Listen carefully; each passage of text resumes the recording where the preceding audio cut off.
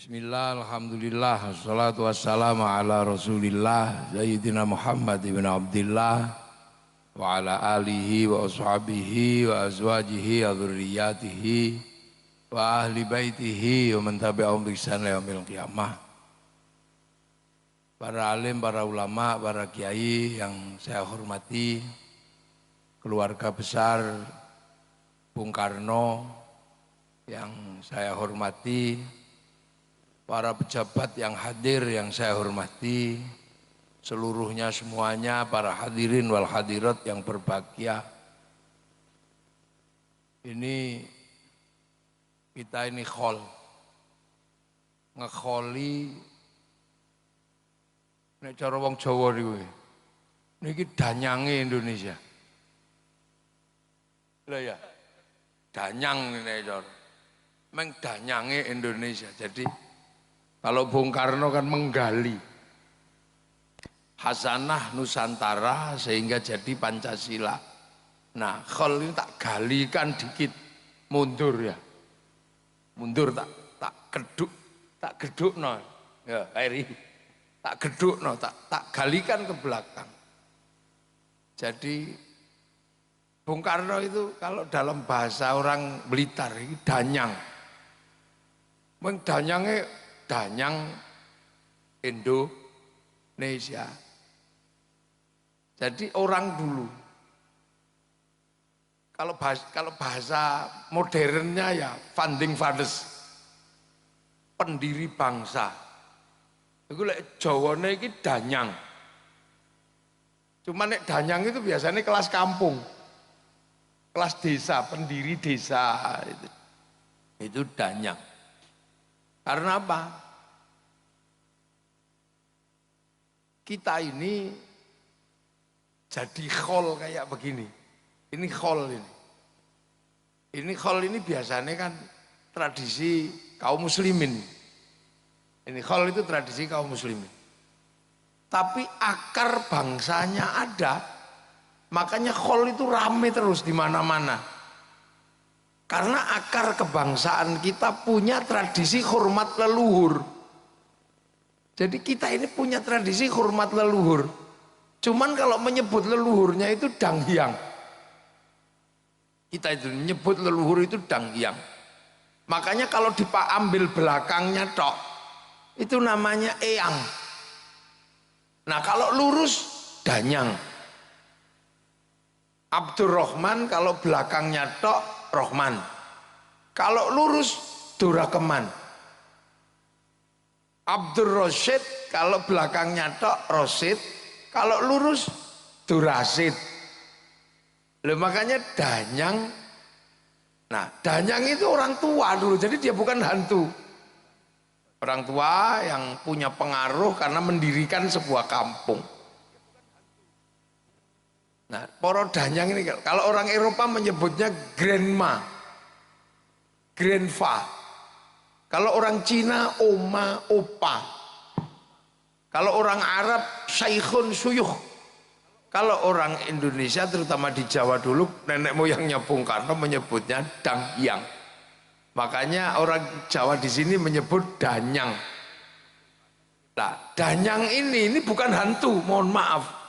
Ini gara-gara males belajar itu, dikit-dikit hantu. Terus setelah itu beranak pinak ini danghyang ini, beranak pinak. Terus ditanyain, ada apa-apa cucunya itu nanya, yang kalau mau nanam jagung kapan, mau nanam padi kapan. Karena dulu nggak ada Google, jadi nggak ada googling, nggak bisa, makanya nanya lah. Ketika nanya dijawab. Setiap jawaban dari danghyang ini harus diestoke. Lah ngestoke dipegang betul. Itu namanya dipundi. Kalau orang kita dulu yang diestokno betul dipundi.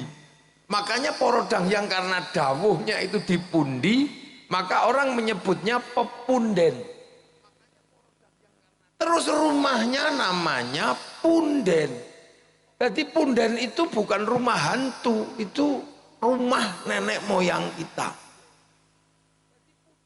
Nah, terus ketika lama-lama makanan mulai berkurang, pertumbuhan penduduk dan ketersediaan makanan nggak imbang, maka melakukan migrasi. Ada migrasi kelas internasional, ada kelas lokal, transmigrasi, migrasi. Nah itu setahun sekali mereka rindu pulang, nengok dangyange itu, nengok danyange itu. Setahun sekali pulang. Nah makanya kita punya budaya mudik. Kita ini budaya mudik tahunan untuk nengok dangyang. Nah bawa oleh-oleh. Sing hidup dikasihkan, yang mati disembayangi. Nah nyembayangi atau mendoakan leluhur, upacaranya dikenal dengan nama upacara serodo. Maka ketika upacara serodo itu dilakoni, dijalankan, maka ada istilah nyadran. Nah ini sadranan sebenarnya. Kalau nyadran katok kalau belum dipakai, kalau dipakai katokan.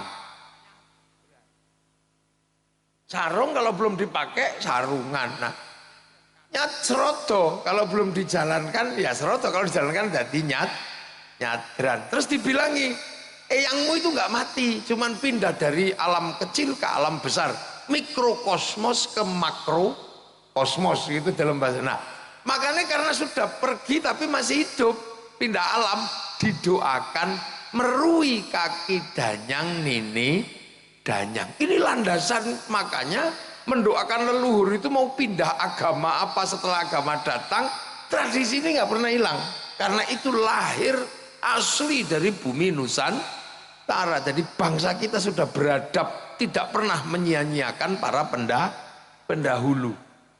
Loh, makanya kita ini punya sama kayak orang solawatan gitu, dangdutan, nyanyi, karena bangsa kita ini juga punya tradisi nyanyi. Makanya kalau ada konser, ada apa gitu, pengajian, ada konsernya ya karena kita punya tradisi nyanyi dari dulu nenek moyang kita. Sampai hari ini kan kita punya tradisi nyanyi. Di Jawa misalnya ono semut nyanyi. Semut ireng anak-anak kebo bongkang nyanyi. Weru mentok nyanyi deh. Tok mentok tak kandhani. Weru pipo nyanyi tak duduk nganggo pipo ledeng. Lho sampai bojone minggat itu nyanyi kok. Dang Bali Yostri nyanyi. Loh bahkan silet itu dinyanyikan kalau orang Jawa. Demok silet ku dikenal. Loh, artinya makanya kita juga punya alat musik. Makanya kalau sesuatu dinyanyikan kita itu seneng. Makanya musik rap itu gak laku karena gak ada lagunya. Pagi hari saya makan, sore hari ke hall, tengah malam tidur, pagi hari hormat bendera. Ya gak laku, kok gak ada lagunya. Makanya kita juga punya alat musik. Makanya sekarang kalau ada dangdutan, ada konser ya ramai. Oh kita juga punya alat musik. Bahkan orang Eropa alat musiknya mudah bikinnya, wong gitar, kayu tali, kayu tinggal motong, tali kasih. Orang Arab musiknya mudah, terbang kayu kulit. Kulit tinggal motong, kayu tinggal ngeruai. Tapi kita punya alat musik gamelan loh ya bangsa ini. Terbuat dari logam.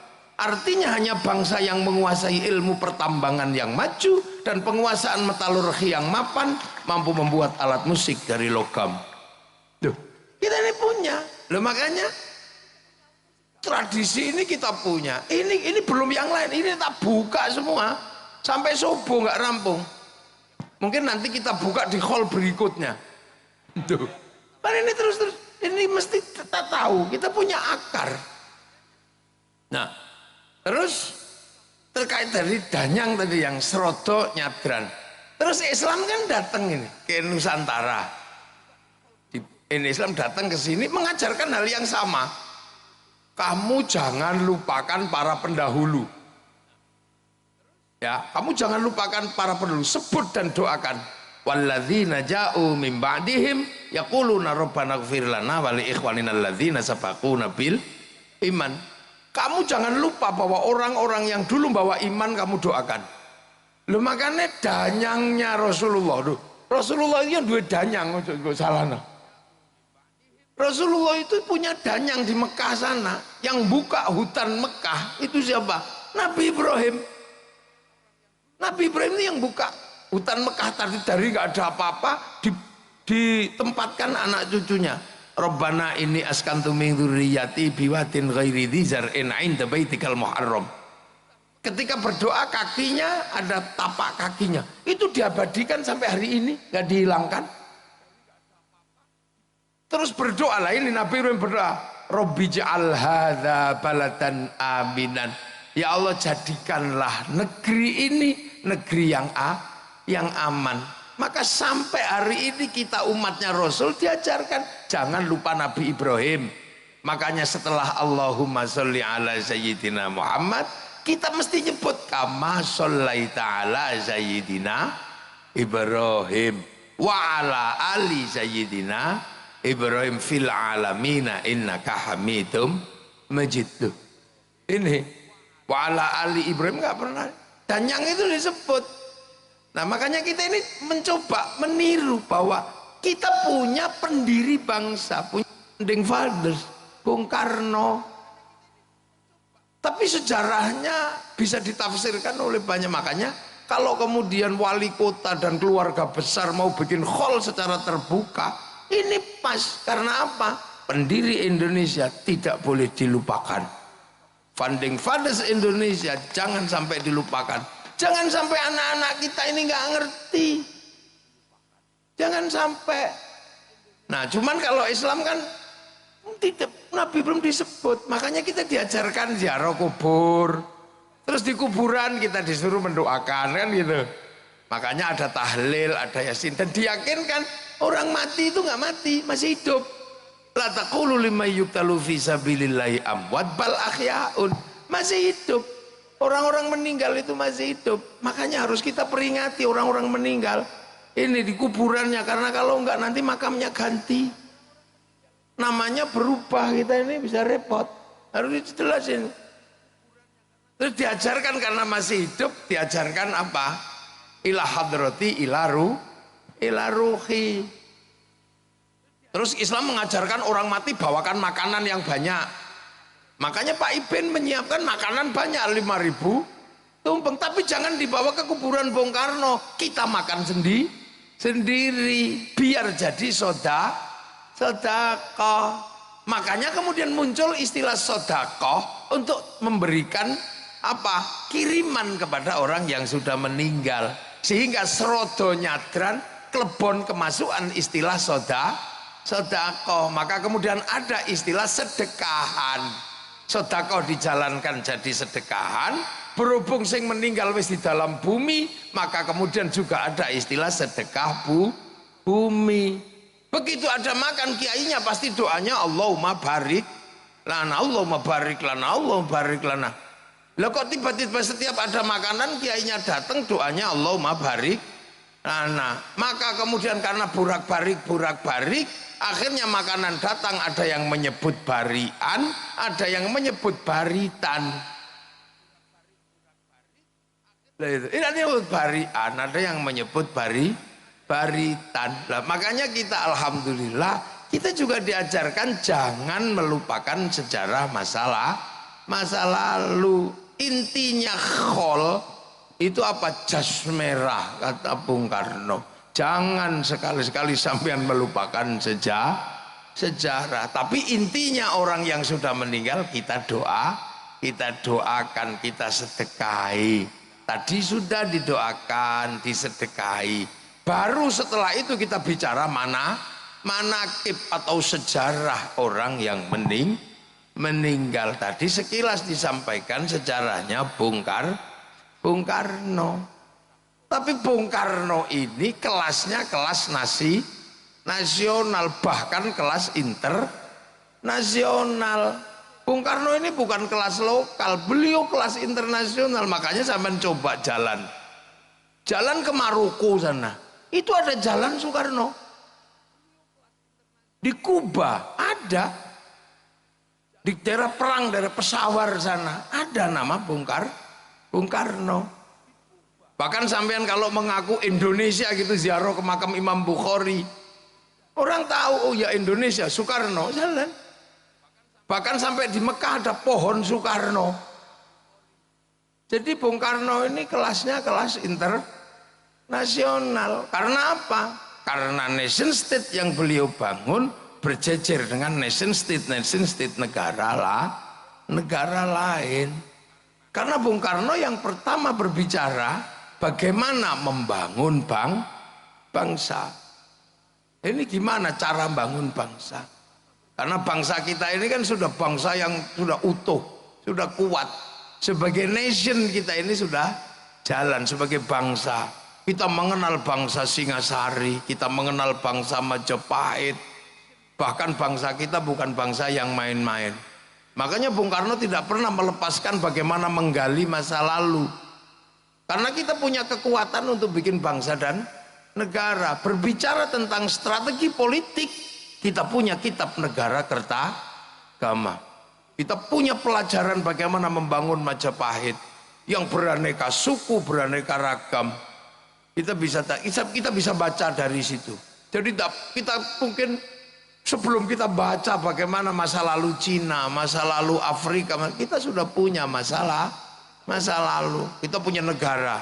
Tahun 300 kita punya negara namanya Kutai Kartanegara. Tahun 500 kita punya kerajaan Kanjuruhan di Malang, sekitaran Blitar. Tahun 500 dikit kita punya kerajaan Kalingga dengan Ratu Sima. Di Palembang abad ke-7 sudah ada Sriwijaya. Jadi kita komplit. Ketika Rasulullah lahir tahun 571, kita sudah punya negara. Bahkan ketika dunia luluh lantak oleh Mongolia tahun 1250, sehingga Arab jatuh ke Mongolia, Cina jatuh ke Mongolia, Eropa jatuh ke Mongolia. Maka ketika Mongolia mengarahkan armada multinasionalnya ke Nusantara, apa kita takut sama mereka? Enggak. Apa yang terjadi? Kita lawan mereka. Kertanegara motong kupingnya Menci, sehingga mereka mendatangkan pasukan, dilawan oleh ekspedisi Pamalayunya Kertanegara. Hasilnya apa? Mongolia kalah di Selat Malaka. Satu-satunya bangsa yang pertama kali mampu mengalahkan Mongolia itu bangsa Nusantara, namanya Singasari. Jadi makanya jangan heran ketika Belanda kok ngajak perang, rampung. Salahnya Belanda itu ngajak perang. Salahnya penjajah itu ngajak perang. Lupa bahwa bangsa ini jago perang. Coba kalau Belanda itu tetap stabil dengan perdagangan, mungkin kita nggak akan merdeka. Belanda itu strategi tetap dengan gaya VOC gitu ya. Terus misalnya dagang, ya rugi-rugi dikit, atau badi-badi dikit, mungkin kita juga masih dengan politik divide et impera. Tapi begitu dia ngajak kelahi, dia lupa bangsa ini dari dulu tukang kelahi. Makanya jangan sekali-sekali kita ngajak kelahi orang Indonesia, habis sampean. Lah ya kan? FPI begitu ngajak kelahi, habis sama bangsa Indonesia. Tadinya aman-aman saja karena gak ngajak kelahi, maka bangsa ini jangan diajak kelahi. Karena begitu sekutu ngajak kelahi di Surabaya, apa bangsa ini takut? Enggak. Dan sebagai catatan, satu-satunya bangsa yang merdeka karena perang dengan penjajahnya hanya Indonesia. Jadi salahnya Belanda aja ngajak gelut. Makanya kalau di Indonesia ada orang kok dikit gitu, ya mesti kalah wong kene iki tukang gelut cilik-cilik. Ya ta. Surabaya kalah cacak menang cacak. Duh iya. Makanya kita ini jangan diajak kelahi. Jadi di Indonesia itu jangan ngajak kelahi lah. Karena kalau ngajak kelahi nggak ada yang lebih kuat. Salahnya Belanda itu ngajak kelahi, maka dilawan di Surabaya. Sekutunya diprovokasi ngajak perang. Nah, situasi-situasi yang seperti ini kemudian dirangkum oleh Bung Karno. Sejarah masa lalunya seperti apa, bagaimana penghuninya seperti apa, ini terus dunianya seperti apa. Mungkin suatu saat mesti harus ada kita baca di bawah bendera revolusi. Itu tulisannya Bung Karno yang luar biasa, yang luar dirangkum semua. Nggak ada satupun yang nggak dirangkum oleh Bung Karno. Mulai dari gerakan musik ya dirangkum di situ. Musik ngakek-ngok aja dipikir sama Bung Karno. Iya kan? Kemudian Islam Sontoloyo sudah dipikir sama Bung Karno. Jadi Bung Karno, Elvis Presley udah dipikir, Bung Karno mikir. Jadi Bung Karno ini kadang kalau kita baca ini orang memang tidak pernah mikirkan dirinya sendiri. Apa aja dipikir. Makanya ketika Bung Karno itu memikirkan sesuatu yang besar, ini Bung Karno menjadi traffic daripada nation state. Lalu lintas politik, lalu lintas ekonomi, lalu lintas agama bisa ditampung oleh Bung Karno. Kiai ngomong hanya ngomong agama. Politisi hanya ngomong politik, budayawan hanya ngomong budaya. Tapi nation state butuh struktur yang paling mapan untuk menjadi traffic daripada pembicaraan seluruh anak bangsa. Dan itu ada pada Bung Karno. Itu bedanya. Makanya sampean kalau mau jadi orang sekelas Bung Karno harus bisa menjadi traffic semua kepentingan. Kalau kemudian lalu lintas yang bisa lewat di kamu cuman orang yang seneng artis tok, ya kamu nggak akan ketemu dengan orang yang seneng patung. Orang yang seneng patung nggak akan lewat kamu karena kamu nggak suka patung. Orang yang seneng musik nggak akan lewat kamu karena. Nah, Bung Karno ini bisa menjadi traffic dari semua kepentingan bangsa. Walaupun beliau lahir dari politik etis, di mana Belanda memberikan hak pada pribumi untuk sekolah. Nah ini Bung Karno. Jadi ditinjau semua sama Bung Karno. Sejarahnya seperti apa gitu. Nah itu butuh. Nah untuk kebutuhan itu makanya kita bisa melihat Bung Karno berani mengambil sikap. Dan monggo Bu Sukmawati monggo.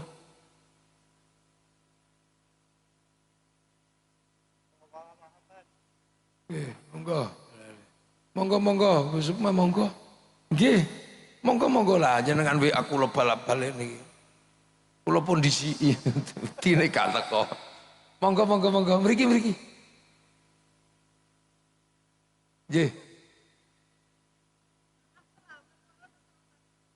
Nggih, monggo. Monggo lenggah. Oh ini nggih. Jadi kira-kira Bung Karno itu wajahnya yang nggak jauh-jauh lah dari Bu Sukma, dari putrine. Terus kita ini kata ya podo. Jadi sekali lagi bangsa ini itu arusnya banyak. Jadi karena kita ini puluhan suku, puluhan bangsa, puluhan agama, kepercayaan, dan ini semua membawa arusnya masing-masing. Semua punya ceritanya masing-masing. Semua punya ceritanya. Nah, yang mampu merangkum itu, nah itulah Bung Karno. Itu kekuatan Bung Karno sebenarnya adalah menjadi trafficnya semua orang yang pengen bangun bangsa Indonesia dari ketertindasan imperialisme dan kolonialisme di waktu itu. Itu kekuatan Bung Karno.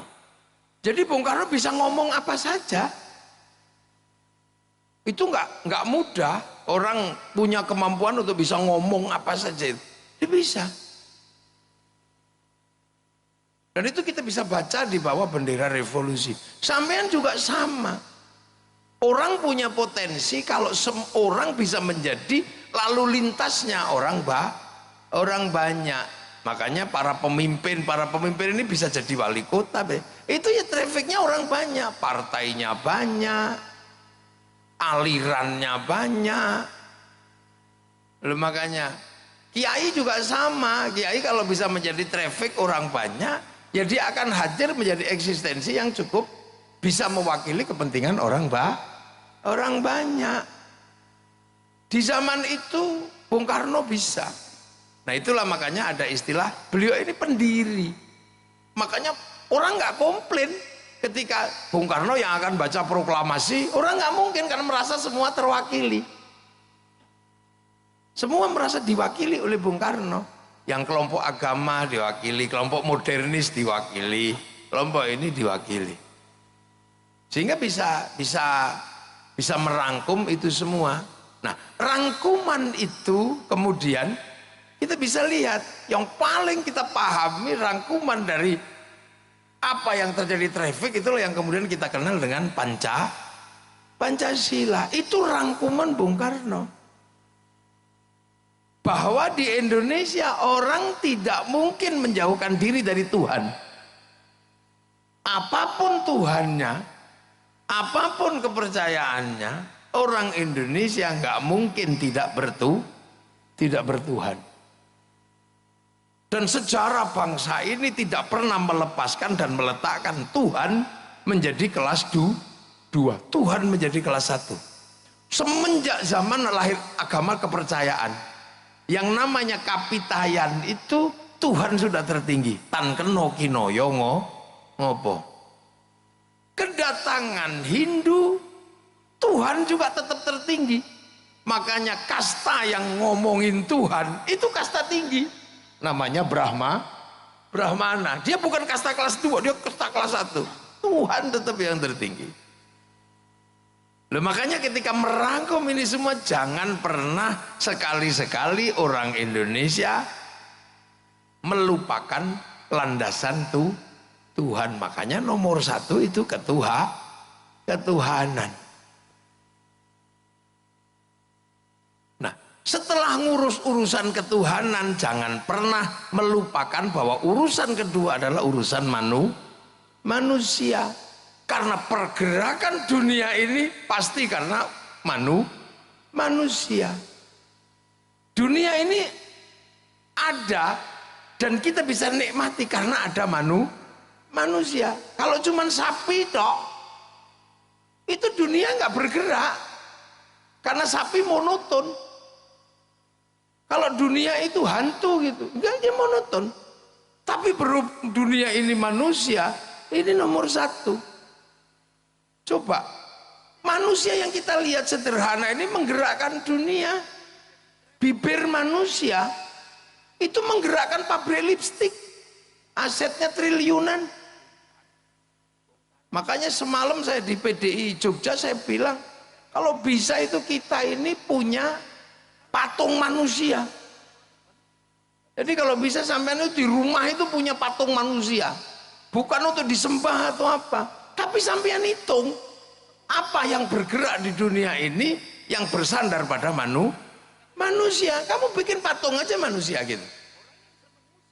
Itu kepalanya itu menghasilkan industri topi, industri semir, triliunan di situ. Kopiah, topi, kemudian rambut menghasilkan semir. Di dalam rambut menghasilkan kutu menghasilkan pabrik peditok. Loh,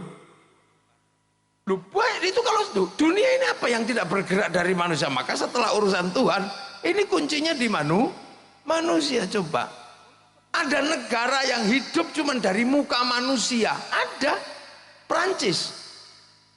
Dia cuma hidup dari blush on, dari lipstick. Lihat gigi manusia melahirkan apa? Pabrik odol, pabrik sikat. Itu di kepala ini asetnya triliunan. Jadi kalau kita berbicara manusia, jadi ojo sembrono zaman dengan manusia. Cuman kadang kita nggak pernah mikir manusia. Kita cuma begitu mikir kambing lupa manusia. PDI begitu mikir banteng lupa Jangan. Banteng lali menungso. Manusia, iya. Mata ini melahirkan industri moto, triliunan asetnya sampai apa itu yang namanya hidup ini. Ini begitu. Orang bisa hidup, ibu-ibu ini bisa hidup. Itu karena apa? Alis ini, ya Allah, triliunan. Jari ini menghasilkan industri kuku, ini potong kuku, manikur, pedikur. Loh, ini bergerak. Makanya setelah Tuhan menciptakan dunia ini, kamu lihat manusia dulu. Manusia, jangan sembrono. Mau nindas, mau ditindas, mau perang, mau apa, kuncinya ada di manusia. Nggak ada perang sapi, nggak ada. Sapi bisa bertarung karena dinaiki manusia. Kuda berkelahi karena dinaiki manusia. Coba, ada negara-negara manusia yang bisa hidup. Lihat manusia ambekan, bikin industri oksigen. Yang kemarin ketika COVID, betapa mahalnya oksigen, yang orang Blitar nggak pernah kepikiran. Baru kepikiran oksigen itu cuman kalau ada entutnya baru kepikiran cari oksigen. Bayangin, dunia ini bergerak ini di manusia. Turun ke bawah dikit, gitu. Ada di pantat, menghasilkan industri kursi. Begitu berbicara yang keluar dari pantat, ada industri pempes. Triliunan itu asetnya. Loh, jangan dikira itu sederhana. Begitu nya nggak keluar, ada industri dulkola. Begitu keluarnya terlalu lancar, melahirkan industri pabrik obat mencret. Diapet. Terus stop lu. Modio lu. Coba sampean. Naik dikit bagian depan menghasilkan industri kondom. Coba. Loh, itu industri, jadi dunia ini bergerak itu di situ. Makanya kemanusiaan ini nggak boleh sampean tinggalkan setelah urusan Tuhan. Dan setelah itu sampean harus mikir. Makanya para pemimpin kepala daerah ini harus punya patung. Pak Ibin, lu santri kula niku Ibin niku. Kula sing ngomong niku mbiyen ning Jogja.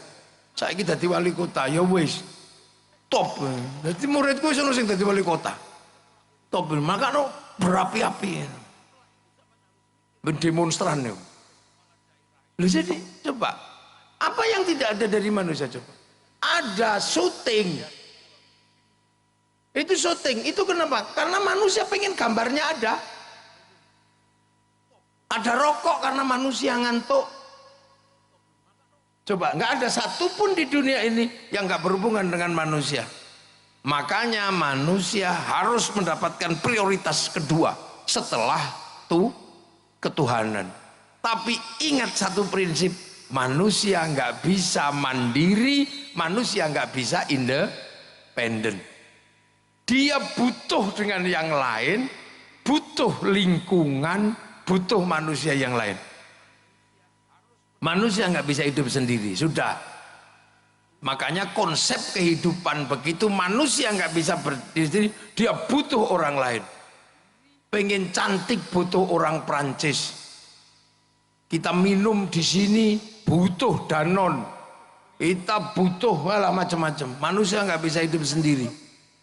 Makanya ketika manusia nggak bisa hidup sendiri, sama Tuhan, kamu manusia hidupmu karena makan. Maka ketika kamu makan, jangan melupakan yang lain, bahwa di dalam makananmu ada intervensi, ada keterlibatan orang lain. Makanya manusia yang paling nyata hidupnya karena makan, maka makan mengingatkan kita bahwa makan tidak independen. Maka doanya Allahumma barik lana. Kenapa bukan barikli? Kenapa berkahilah kami dalam makanan? Karena makan kita melibatkan orang yang kadang kita nggak tahu tempatnya di mana, sukunya apa, agamanya apa. Kita makan nasi.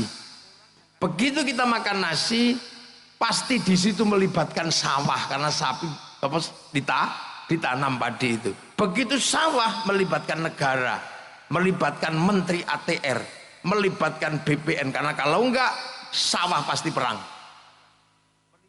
Setelah padi itu ditanam, kita melibatkan pabrik pupuk, entah di mana pabriknya kita nggak tahu.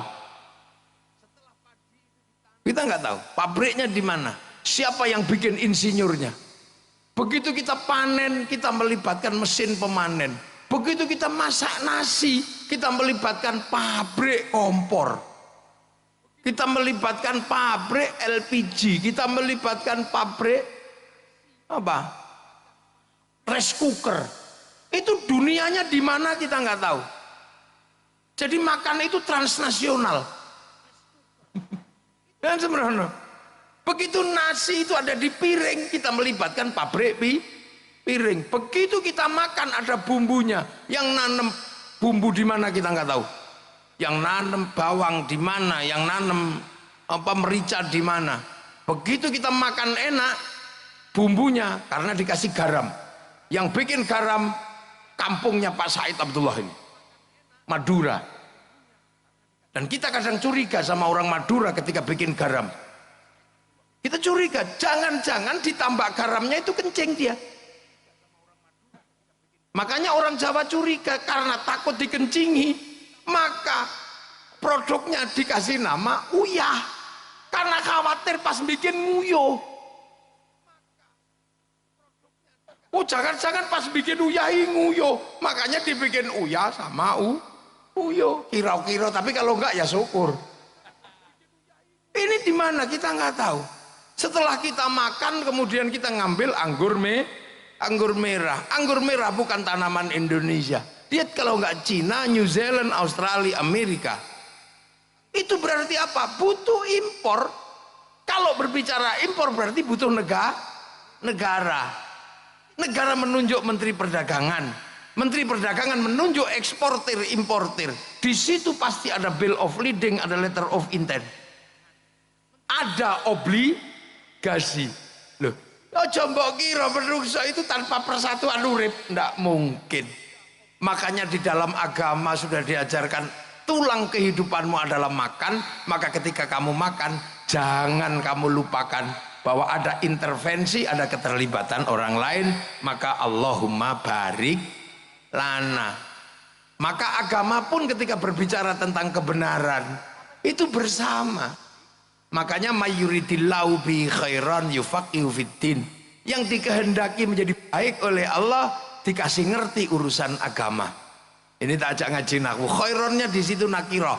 Maknanya khairon kamilan, kebaikan yang sempurna. Baik sempurna bukan milik manusia, itu milik Allah. Makanya kalau ada manusia baik pasti nggak sempurna. Saya tanya sekarang, pasti baik, pasti nggak sempurna.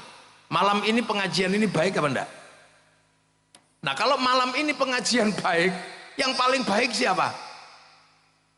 Ayo, ya kiainya pasti. Ya pasti kiainya. Loh kalau pengajian ini baik, yang paling baik ya pasti saya. Yang dikasih duduk meja cuman saya. Yang lain kan sudah biasa punya kursi, jadi ya, dan punya meja lah. Saya kan nggak pernah punya meja, jadinya ya ini. Makanya tadi sampean dapat makanan di sini ya enggak, wis biasa untuk panganan. Loh, tapi saya nggak boleh mengaku yang terbaik, nggak boleh. Karena saya baik terlihat di sini, diundang sama wali kota. Kalau saya nggak diundang wali kota, nggak kelihatan saya ada di sini. Nah kalau gitu baik saya apa baik wali kota? Ya nggak bisa, saya nggak datang wali kotanya jelek. Loh itu baru 2 orang sudah ribut, saya sama wali kota. Apalagi kalau sampean ikut-ikutan, yang baik ya saya, kiai, kami. Lah kenapa mau datang? Karena kalau nggak ada orang duduk di situ, ini bukan pengajian, bukan khol, ini cek sound. Loh, terus kata tukang sound yang paling baik ya kami, kiai. Lah kenapa? Nek sound tak pateni ya bubar katanya. Kata Pak Wali Kota, ya coba pateni rata bayar. Ya kan? Ini menjadi indah karena ya ono sing masang tenda. Padahal biasanya yang suka masang tenda ini sholatnya juga nggak terlalu rajin. Loh, mana ada baik itu berdiri sendiri. Makanya orang kalau baik jangan mengaku paling baik, karena baik itu nggak independen. Makanya karena manusia ini nggak mungkin hidup tanpa persatuan. Nah, sekarang persoalannya adalah bagaimana orang bisa menghargai orang lain, karena manusia nggak bisa hidup dengan dirinya sendiri. Bagaimana manusia bisa menghargai orang lain yang ada dalam hidupnya? Kiai sholat, ada dalam hidupnya peranan orang Cina. Karena kiai kalau sholat harus tutup aurat. Begitu tutup aurat, ini kain, ini bikinan pabrik kain. Yang punya pabrik kain itu Cina. Jadi dalam sholat itu Cina juga hadir. Makanya kiai nggak boleh ngamuan sama Cina, karena kalau Cinanya pergi, kitanya udah. Lu dalam kehidupan kita nggak bisa kita ya. Kita sholat wudhu, kaum muslimin wudhu pakai air. Yang nyiapin keran sama pipa siapa? Mas Pion. Maka kita nggak boleh anti industri. Begitu kita bikin masjid, ada pabrik semen di situ. Itu siapa yang bikin? Ya orang-orang Krakatau Steel sana. Kita pergi haji, itu pasti bayar ke bank. Maka kiai nggak boleh mengharamkan bank, karena begitu bank haram, kita nggak jadi pergi haji. Wong pilotnya nggak mau dikasih duit. Loh ini, loh yang kayak gini. Makanya sekarang ada konflik Yahudi gitu. Hancurkan Yahudi semua, ya sisain lah dikit, jangan habisin semua. Karena pesawat itu bikinan sana. Begitu sana nggak ada semua terus mati lah, kita renang. Loh itu makanya konsep hidup ini nggak boleh orang semena-mena dia. Nah, yang menopang itu semua apa coba? Perasaan setara antar suku, antar anak bangsa, antar agama. Itu konsepnya ada di mana? Ada di Indonesia. Konsep apa? Konsep hidup yang pernah ditawarkan oleh Rasulullah Muhammad Sallallahu Alaihi Wasallam. Konsep kullukum ra'in wa kullukum mas'ulun an ra'iyati. Kalian semua adalah para pemimpin yang harus hidup saling tanggung jawab antara yang mimpin dan yang dipimpin. Konsep bertanggung jawab dalam perbedaan suku, bangsa, agama, tapi hidup setara, itulah yang disebut ra'iyah. Ra'iyah itulah yang akhirnya dipakai oleh pendiri bangsa ini untuk menyatukan perbedaan menjadi rakyat. Makanya Bung Karno tidak memilih konsep, tidak menerima konsep people. Karena kalau people itu vox populi vox dei, suara mayoritas suara Tuhan. Begitu dia mayoritas, dia diktator mayoritas. Makanya ra'iyah tidak menerima konsep khilafah atau ikhwanul muslimin.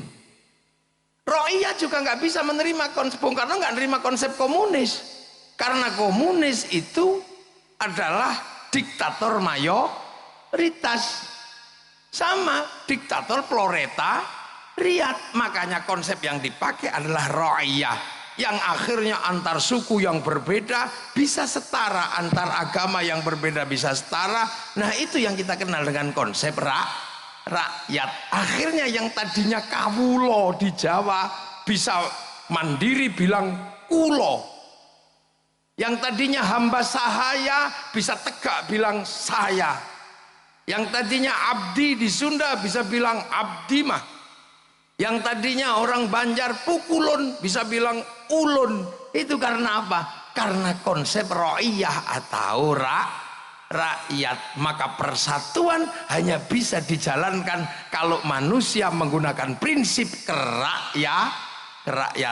Dan satu-satunya muslim terbesar dunia yang bisa mempraktekkan menggunakan konsep ra'iyah hanya muslim Indonesia. Terus mbok arani Bung Karno yu ora santri ngono kira-kira.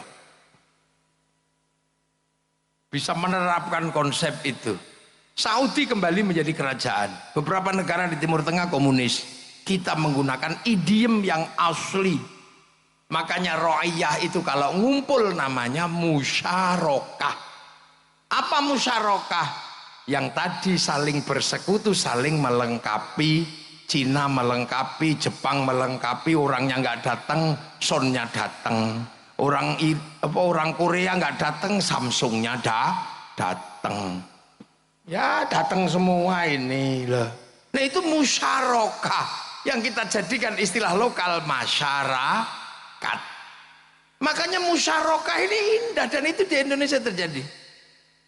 Nah musyarakah ini kalau mau mengambil keputusan musyawarah. musyawarah, wasawirhum fil amri, bermusyawarahlah dalam berbagai urusan kamu. Makanya konsep musyawarah ini kemudian terlembagakan, majelis permusyawaratan rakyat, dewan perwakilan rakyat. Idiomnya masih idiom yang sama.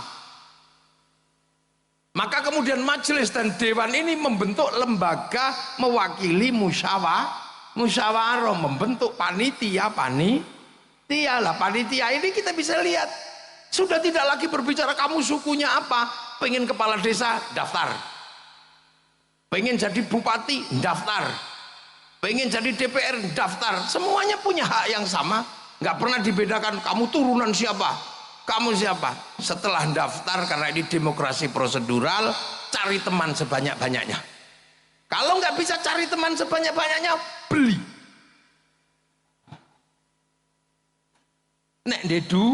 Nek duwe ngono lho, ya piye meneh. Lha itu konsep musyawarah. Makanya nah, yang nata dulu yang digali oleh Bung Karno ini kerjaan siapa? Kerjaan para wali. Nah, kenapa di Indonesia Anda mengenal wali? Karena dulu Indonesia itu Hindu, kasta tertinggi Brahmana. Makanya yang bisa imbang berbicara dengan Brahmana para wali. Saudagar nggak bisa ngomong agama di Nusantara karena saudagar itu kastanya Sudra. Ini wali. Makanya akhirnya penataan ini oleh Bung Karno dilembagakan menjadi wilayah. Al-wali, al-wilayah. Jadinya apa? Konsep ra'iyah, musyarakah, musyawarah menjadi wilayah yang disebut NKRI, Negara Kesatuan Republik Indonesia. Hasilnya apa? Arab satu bangsa pecah puluhan negara, Cina satu bangsa pecah puluhan negara, Afrika satu bangsa pecah puluhan negara. Kita puluhan suku bangsa agama mampu bersatu dalam satu negara kesatuan Republik Indonesia. Lah itu. Makanya ini kerakyatan menjadi landasan. Terus yang mimpin siapa? Harus orang yang jernih, hatinya penuh nilai ketuhanan. Hati yang penuh ketuhanan nilainya disebut hati yang penuh hikmah. Maka kerakyatan aja bisa dipimpin oleh hikmah. Ini bahasa-bahasa padat yang luar biasa, yang saya nggak yakin orang sekarang bisa menggali bahasa yang padat itu. Oleh hikmah, kebijaksanaan. Ingat, kebijaksanaan. Karena apa? Tempat orang di mana-mana. Kalau misalnya presiden Indonesia asalnya dari Jakarta, kok yang diurusi Jakarta tok. Jadi Bupati Blitar itu asalnya dari Kecamatan Pelingi, kok yang diurusi Pelingi tok. Itu bukan bijaksana, itu bijak sini. Loh, makanya kebijaksanaan bukan kebijaksinian. Butuh permusyawaratan dengan konsep perwakilan, akan tercipta keadilan sosial bagi seluruh rakyat Indonesia. Loh, ini nggak ada lagi yang cerita sekarang. Nggak ada lagi bahwa ini butuh darah dulu. Untuk tegaknya NKRI itu butuh darah. Jangankan NKRI, mendirikan bendera itu mati dulu orang. Yang sekarang harganya 15.000 mungkin, itu dulu mati teman. Karena ini negara, karena berhadapan dengan negara yang lain. Di Jogja takut biar nggak ditembak itu kalau mendirikan merah putih, taruh dalam rumah. Belanda curiga, tiangnya dikasih tebu. Masih curiga tiangnya dikasih kelapa, masih curiga tiangnya dikasih pisang, masih curiga tiangnya dikasih kelapa padi, masih curiga bawa tumpeng. Begitu tumpengnya habis, padi mengering, pisang rontok, kelapa rontok, padi rontok, yang tersisa apa? Tinggal merah putih di dada kami anak-anak Indonesia. Begitu masuk Surabaya, masalah. Merah putih biru, Surabaya gak kena di kalah cacak menang cacak. Begitu merah putih biru disobek Hasilnya apa? Berapa ribu yang mati berkalang tanah itu demi berkibarnya merah putih. Sekarang merah putih udah nggak minta nyawa, cuma minta gini dok. Iku ono sing alasan musyrik, ono sing alasan bid'ah. Kayaknya orang itu di zaman perang kakek buyutnya mata-matanya Belanda itu. Jadi menjadi bangsa itu nggak kok terus kemudian idiom slogan dia diperjuangkan. Makanya ketika menjadi Indonesia ini ada yang berkalang tanah yang disebut pahlawan, ada yang disebut pejuang, veteran, itu semua bergerak kan gitu, itu semua bergerak dan itu dialami langsung. Bung Karno di penjara, dari penjara ke penjara, dari suka miskin. Padahal Bung Karno itu kalau mau hidup enak gampang, wong orang pinter zaman segitu. Iya, orang pinter zaman segitu kan nggak terlalu susah, ikut Belanda aja udah beres, jadi komprador. Tapi beliau memilih apa? Jalan perjuangan yang pasti terjal, ditopang oleh beberapa kekuatan. Ayo, traffic yang berbeda-beda memerdekakan bangsa pakai Pancasila. Nah ini nggak ada yang cerita sekarang. Amerika itu konsen dengan cerita seperti ini agar bangsanya tetap dikenang sebagai masa lalu oleh anak-anak masa depan. Kita bisa lihat betapa mereka konsen di film Hollywood, mulai dari Wild West sampai The Last of the Mohican. Dia ceritakan, bayangkan diganggu sama Vietnam, dia bikin Rambo 1 sampai 6. Bangsanya diganggu secara spiritual oleh Cina, dia bikin American Shaolin, American Kung Fu. Diganggu sama Jepang, dia bikin American Samurai, American Ninja. Bahkan samurai terakhir dari Amerika namanya Tom Cruise dalam film The Last Samurai. Duh. Mereka jelaskan gagal dengan apa? Saddam Hussein, Hot Shot 1, 2. Gagal dengan terorisme, bikin 12 Strong. Ini tercatat, mereka ceritakan semua. Cina, mana dia berhenti menceritakan ular putih sampai ular hijau. Dari Wong Fei Hung sampai Sun Gokong, dia ceritakan. Karena tahu bahwa bangsa ini nggak boleh melupakan sejarahnya. Dia ceritakan. Jepang, lebih berat lagi di Jepang. Karena semangat membangun bangsa dengan menanggung beban luar negeri namanya dumping. Semangat Bushido diceritakan, semua diceritakan mulai Oshin sampai rezim Tokugawa dan restorasi Meiji runtuh, diceritakan dengan epik yang luar biasa dalam sebuah cerita Samurai X dengan tokohnya Rurouni Kenshin. Ini dibangun. Malaysia, pernah nggak sampean bayangkan bahwa Malaysia sedang mencoba menceritakan bangsanya? Dia kembalikan bangsa Malaysia, orang Melayu kepada Si Upin dan Si Ipin. Si Ipin dan Si Upin gak boleh lupa, fundamen bangsa Malaysia ada keterlibatan orang India. Maka kenalkan Si Upin dan Si Ipin dengan anak kecil namanya Jarjit. Dia gak boleh ribut dengan anak-anak Cina, kenalkan Mei Mei. Dia gak boleh ribut dengan anak Indonesia, kenalkan Susanti. Duh. Ini bangsa lain kerja. Malaysia apa Korea menceritakan apa? Dia ceritakan dari meja makan dengan derai air mata namanya drakor. Hasilnya apa? Dominasi finansial, kemandirian bangsa mereka dimulai dari membangun apa? Glorifikasi bangsanya masing-masing. Amerika mengeluarkan sejarahnya, produk Amerika masuk ke Indonesia laku semua, mulai dari celana jeans sampai McD sampai segalanya laku karena glorifikasi mereka berhasil. Glorifikasi orang Jepang membuat produk-produk Jepang laku di seluruh dunia. Glorifikasinya orang Korea membuat makanan Korea laku, pakaian Korea laku. Dan terakhir, tragis sekali, saya ini generasi 90-an, generasi rock. Iya, generasi rock, generasi saya itu. Musik rock yang dulu melegenda bahkan mampu menjebol perang dingin antara Amerika sama Rusia, itu namanya Metallica. Dia konser di Moskow di lapangan merah, pengunjungnya 6 juta. Semua menganalisa nggak mungkin bisa dikalahkan, bahkan Woodstock juga nggak akan bisa mengalahkan, karena konser itu menjebol perang dingin. Itu sejarah yang nggak mungkin bisa dilupakan dalam situasi luring. Begitu ada COVID, diajar sama BTS. Sekali konser yang nonton 100 juta orang lebih. Seminggu 4 kali, 1 tahun saya hitung pemasukan dari BTS yang ceng itu. 1 tahun pemasukan ke Korea 2.500 triliun.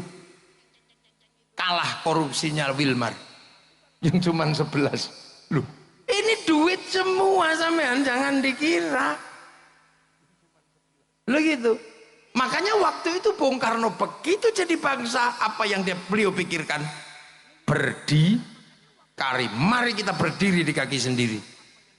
Tapi tantangan terbesar Bung Karno adalah Hitler yang jatuh, 45 mati, 48 Jerman jatuh. Apa yang terjadi? Pisah antara Soviet sama Amerika. Bung Karno dipaksa, you mau ikut Soviet apa ikut Amerika? Enggak, non blok. Maka kemudian bikin Asia, Afrika macam-macam. Dan enak ketika bikin non blok, karena apa? Intelektualnya nasionalis. Balai Pustaka sebagai pusat pengetahuan ditanya, kita mau berkiblat kemana kalau kita non blok? Apakah kita akan menduplikasi Eropa? Enggak. Ada novel berjudul Salah Asuhan. Apakah kita akan menduplikasi model Arab? Enggak. Di bawah lindungan Ka'bah. Apakah kita akan menduplikasi Belanda? Oh jangan. Tenggelamnya kapal Van der Wijk. Apakah kita akan bangun murni Indonesia? Siti Nurbaya. Jawaban. Tapi Bung Karno bertahan di situ juga nggak mudah. Karena apa? Gelombang industri dunia bergerak menyasar seluruh masyarakat dunia. Akhirnya kemudian hanya bertahan dari 45 mendekati 65. Kemudian bangsa ini ada yang nyelip, membawa apa? Membawa sesuatu dari luar yang akhirnya kita harus apa? Membuka diri karena perubahan yang ada di luar. Masuklah kapitalisme model baru namanya developmentalism.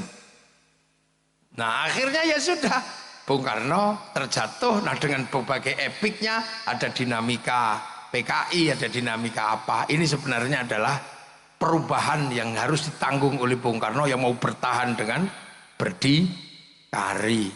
Karena tetap mempertahankan konsep marhen. Punya sawah sendiri, dikelola sendiri, itu masih bisa. Tapi semakin lama orang hidup seperti itu nggak bisa. Karena di sawah yang tadinya cuma butuh pawon, dapur, butuh kayu, sekarang butuh kompor gas, itu industri. Sudah nggak bisa begitu. Kemudian beli kompor gas pakai WA, Bu kirim kompor gas. Begitu WA, yang terlibat adalah Mark Zuckerberg. Iya kan? Mark Zuckerberg pakai cloud di sana. Begitu kita bilang, ya sudah, pakai transportasi, semua sudah nggak bisa. Ini dunia baru, dunia digital. Makanya kita harus mempersiapkan diri menghadapi dunia digital. Ini harus kita hadapi. Ketahanan digital. Yang paling mungkin nanti saya pesan kepada bapak-bapak yang dari Jakarta, ketahanan digital harus dimulai dari mana? Dari ketahanan kita memperjuangkan coding dan algoritma internasional kita. Kita punya huruf, tapi huruf nasional adalah huruf Latin. Sehingga coding kita, algoritmanya adalah algoritma Latin. Cina nggak mau. Cina menggunakan algoritma sendiri, huruf sendiri masuk dalam domain internasional. Sehingga dia bisa lawan Amazon pakai Alibaba, dia bisa lawan WhatsApp pakai WeChat, dia bisa lawan Facebook pakai QQ Runner. Kita nggak bisa punya ketahanan digital nanti. Itu Pak Ganjar, para petinggi-petinggi negara. Saya cuman usul aja, wong saya cuman bisanya nggak raja. Algoritmanya itu algoritma abjadun hawazun. Lah ya, ini negara. Nah, Bung Karno menghadapi problem di situ. Ya sudahlah, akhirnya bangsa ini terus bergerak dan sampai hari ini bangsa ini melewati fase yang sangat panjang. Dan nanti entah sampai kapan, karena orang juga harus berpikir ini Cina apa Amerika. Loh, Ini harus terjelaskan karena apa? Bangsa ini mempersiapkan bagaimana bisa produksi. Makanya kalau kiai sih sederhana, yang lain itu biar diurusi sama politisi-politisi dan orang pinter-pinter. Kiai mempertahankan keutuhan bangsa dan negara. Itu tugas kiai. Kita jaga. Makanya cara kiai menjaga NKRI itu sederhana. Yang penting rukun. Makanya kiai itu kalau apa-apa agama selalu menjadi landasan kerukunan. Kiai doa, ya biar rukun, doanya bareng kiainya yang doa, santrinya amin, amin, amin, amin, amin gitu. Yang lain sudah nggak mau doa bareng-bareng, doa sendiri-sendiri gitu. Santri kiai enggak, karena santri kiai bagian dari perjuangan NKRI. Maka kalau doa tetap bareng-bareng. Begitu yang doa kok tambah banyak, diajak ke alun-alun Blitar, namanya istighosah. Akhirnya ro'iyah ngumpul, rakyat semuanya ngumpul. Yang ngaji datang untuk ngaji, yang jual bakso datang untuk jual bakso. Kerukunan terjaga, roda ekonomi berputar. Itulah yang bisa kita lakukan. Belum makanya kiai itu sholawat. Ya nggak sendirian. Kalau sholawat bareng-bareng nggak bisa, Bu Sukma. Saya lagunya Rhoma Irama. Lawat bareng-bareng, bendera laku, apa aja laku, sampai kemudian semuanya laku, roda ekonomi berputar, kerukunan terjaga. Peringatan Maulid Nabi, kita kumpul di mana? Kita keluarin uang, iuran, setiap bulan santri iuran, bikin kegiatan bersama yang sifatnya apa? Edukasi publik. Kerukunan terjaga, roda ekonomi berputar. Makanya santri-santri ini nggak punya uang. Pondok-pondok jelek-jelek, bikin WC aja angel. Makanya karena apa? Duitnya habis untuk merawat NKRI. Maka tugas partai-partai politik membantu. Tugas bupati bantu. Karena enak dong, kiai mogok, polisi juga susah. Kalau kiai tiba-tiba mogok, nggak lagi merawat kebangsaan, sampai tadi bupati angel. Lu coba COVID itu kan ada kiai, wow judek sampean, melarang orang Jumatan. Untung ada kiai, tinggal ngomong aja, kiai Jumatan libur, dong libur besok ya, alhamdulillah. Coba yang larang polisi, ya dilawan. Terus tiba-tiba kiai disuruh ngomong COVID, kiai ngomong COVID. Lah kiainya kan nggak ngerti COVID itu apa. Ya akhirnya kiai ya sesuai fakta gitu aja. Saudara-saudara, hari ini zaman digital, dosa manusia terbanyak ada pada dunia digital. Membuka pakai jempol bisa ngomong apa saja. Maka dosa ada pada jempol dan mulut. Maka Allah menurunkan corona, tangan harus pakai hand sanitizer, mulut harus pakai masker. Betul? Betul. Padahal kiai ini ngarang.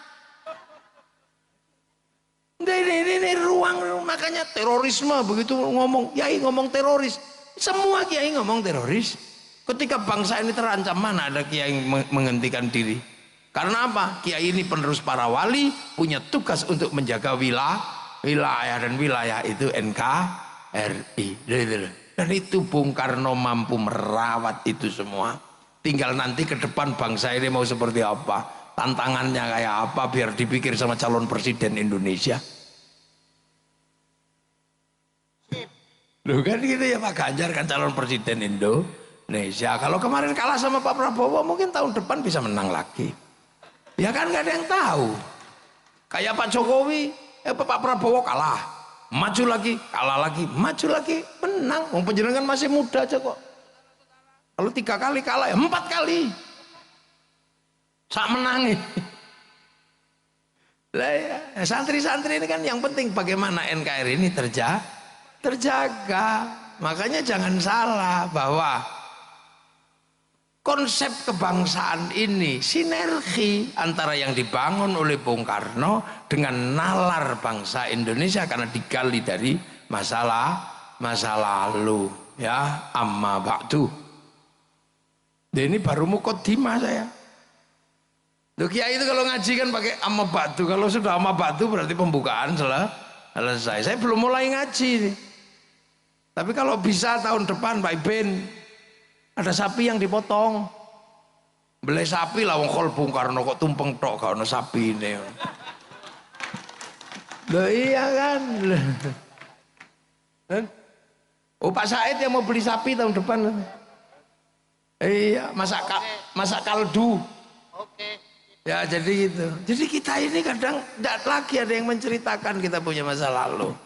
Kita punya Bung Karno, nggak ada yang menceritakan.